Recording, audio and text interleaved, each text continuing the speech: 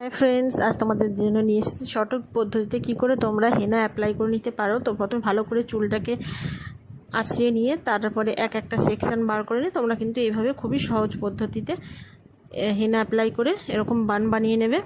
আর চুলটা ধোয়ার সময় দেখবে একটুও জট পড়বে না, চুলও কম ছিঁড়বে, আর এতে জলও খুব কম খরচ হবে।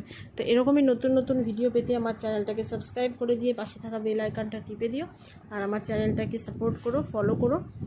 তো দেখো কত ইজি পদ্ধতিতে কিন্তু আমরা তাড়াতাড়ি করে এটা লাগিয়ে নিতে পারি। আর আমি বলছি ধোয়ার সময়ও কিন্তু এটা তোমাদের একটু অসুবিধা করবে না। আর এটাকে লাগানোর পরে তোমরা অবশ্যই একটা প্লাস্টিক পলিথিন দিয়ে বা শাওয়ার ক্যাপ দিয়ে চুলটাকে আটকে রাখবে, তাহলে এটা ভালো করে শুকিয়ে একদম ড্রাই হয়ে যাবে না, ফলে তুমি খুব তাড়াতাড়ি কিন্তু এটা ধুয়ে ফেলতে পারবে। তো আজকে রইলো এটা তোমাদের জন্য একটা ছোট্ট টিপস। তো এরকমই ভিডিও পেতে আমার চ্যানেলটাকে সাবস্ক্রাইব করে রেখো। ওকে, বাই।